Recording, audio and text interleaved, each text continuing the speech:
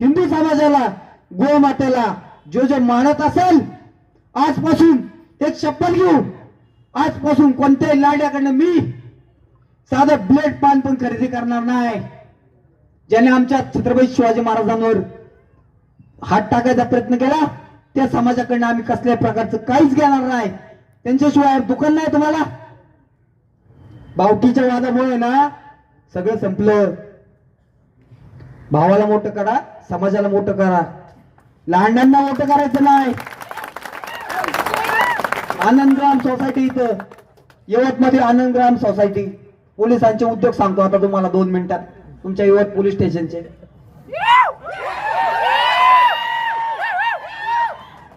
इथं आनंदग्राम सोसायटी यवत मध्ये असंख्य लांडे आहेत तिथं राहायला.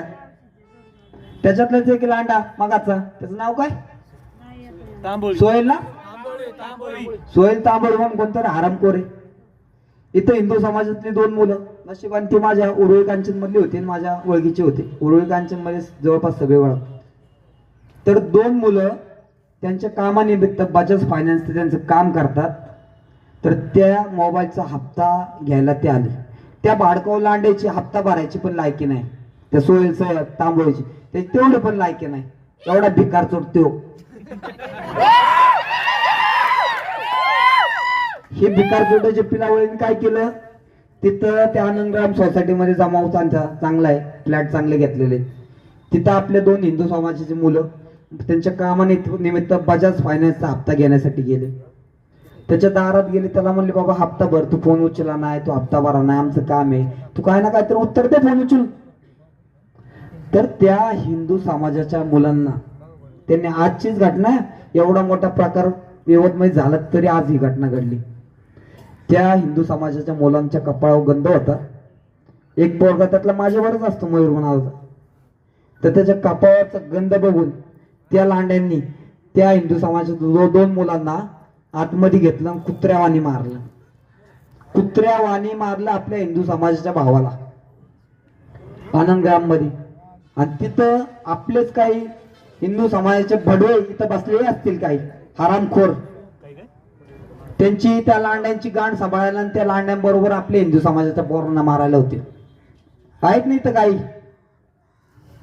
एका मिनिटात वळात तुम्ही कोण कोण होतं. माझा मित्र पण होता एक, त्याला त्याचं कळलं, त्याला त्याची लाज वाटली असेल, त्याने ओळखलं, त्याला ऐकलं पण. तर लांड्याची गांड सांभाळा होते आणि कुत्र्यावानी त्या पोरांना मारलं. एवढे मारहाण केली, शर्ट फाडले. मारल्यानंतर त्या आपल्या पोलीस स्टेशन, यवत पोलीस स्टेशनचे वरिष्ठ PI माझे मित्र आहेत, ते संबंध माझे चांगले, नारायण देशमुख साहेब, आणि त्यांच्या खाली कोण अधिकारी होते मला माहित नाही, त्यांनी उद्योग केलाय. त्या हरामखोर लांड्याला अटक करायला पाहिजे होती. त्या हरामखोर लांड्याला उचलून आणायला पाहिजे होता. कोण कोण मारले त्यांना, त्या लांड्या काहीतरी कारवाई केली पाहिजे होती. तर आपल्या हिंदू समाजाच्या पोराला दमदाटी केली, तुला 307चा गुन्हा दाखल करतो, तुझ्या 300 मारहाण केली, खंडणीचा, दरोड्याचा, बाकीचे गुन्हे दाखल करतो.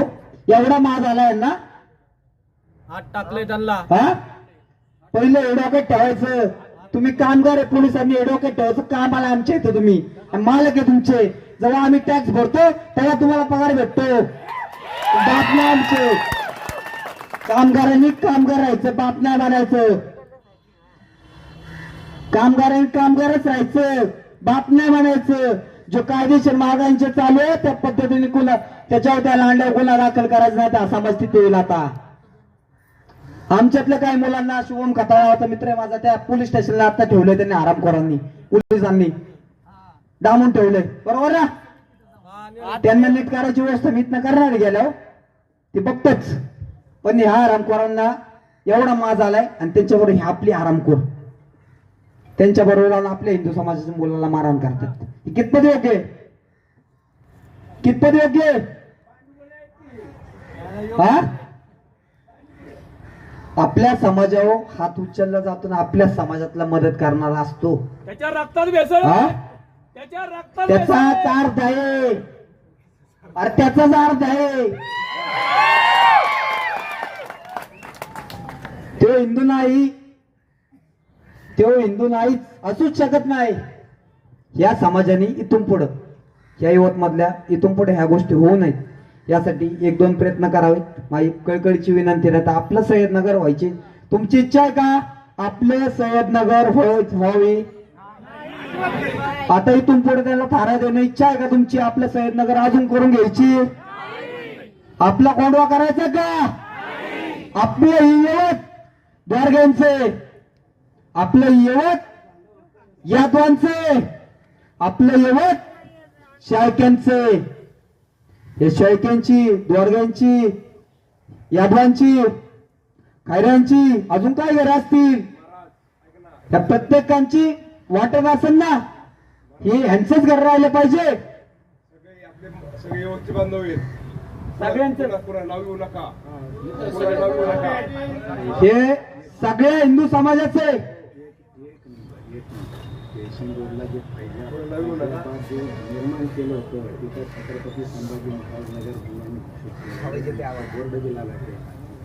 जे तुमच्या इथं स्टेशन रोडला कोणता फैजाला का फुईजाला का खुईजाला कोणता लांड्याचा तिथं जाहीर सत्कार केला होता आणि त्याला मान पण सन्मान दिला होता. त्या हरामखोराची पाठी काढून तिथं धर्मवीर छत्रपती संभाजी महाराजांचं नगर केलेले त्याबद्दल सगळ्या यवत ग्रामस्थांचे मी ज्यांनी प्रयत्न केलेले आभार मानतो. आणि या 3 आडनावं घ्यायची कारण सांगतो. मी का आडनाव घेतली, बाकीची आडनाव का घेतली याची कारण सांगतो. मी ज्या पद्धतीने कोणा राग आला तरी चालेल, काही चांगली काही वाईट,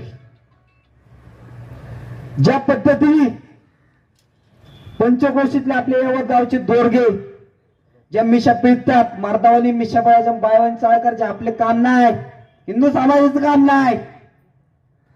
जे दोरगे मिशा पिळतात, यादव मिशा पिळतात, शेळके मिशा पिळतात, शेळक्यांचा इतिहास पण मी ऐकलेला आहे. ज्या पद्धतीने तुम्ही मिशा पिळता ना त्या पद्धतीने तुम्ही वागणूक का ठेवा. आता तुमचेच अर्धे करायची वेळ आलेली आहे. ही परिस्थिती होत बरे आली आहे. हे डोक्यात ठेवा, आपलं गाव आहे आणि याचं कारणीभूत तुम्ही आणि तुमचं राजकारण धोतांड ते बाजूला ठेवा. या कारणासाठी मी नावं घेतली कारण ही सांभाळणारी पण लोक यांच्यातलेच आहेत. बरोबर आहे ना? खरे का? समाज समोर उभा आहे, समाजाला विचारा खरे आहे का खोटे? हे फक्त माझ्या बरोबर आलेले बाबा तर तुमचे काय हे गेलंय का? समाजाला खरं वाटत नाही का? ह्या मुसलमानाची गाठ कोणी सांभाळली? इथं नेते मंडळी कोण आहे?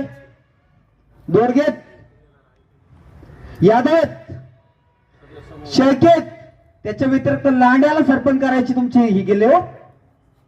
तुमच्या गावात दोरगेला सोडा लांडा सरपंच झाला. माझं बोलणं स्पष्ट आहे दादा, माझं बोलणं स्पष्ट आहे. मी कोणाच्या बापाचं तर ऐकत नाही. ही परिस्थिती आली ना ती तुमच्यामुळे आलेली. त्याच्यामुळे आजपासून किमान छत्रपती शिवाजी महाराजांना मानणाऱ्या छत्रपतीसाठी आहे ना, छत्रपती शिवाजी महाराजांसाठी शिवकाशीदांचा असामान्य त्याग मलाही मिळू दे असा कर्मयोग, असा वज्र निर्धार करतो तुझा पदाला, मराठा म्हणावे अशा वागराला.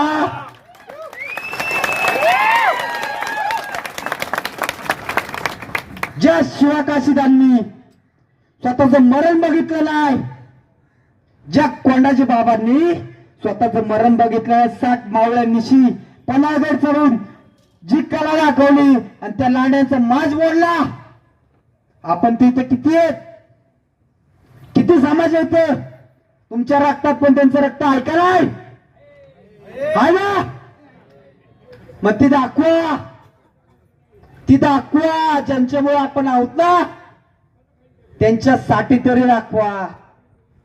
त्या जर त्यावेळेस शिवकाशीदांनी तो विचार केला असता ना,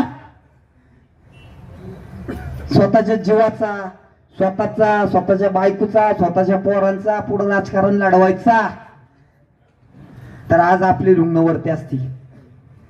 आपण पण पुढे तरी मग एखाद्या थाडग्यासमोर बसलो असतो वरती करून, हा असतो का नाही? त्यावेळेस त्यांनी विचार नाही केला. राजकारणा पहिलं राजकारण करायच्या अगोदर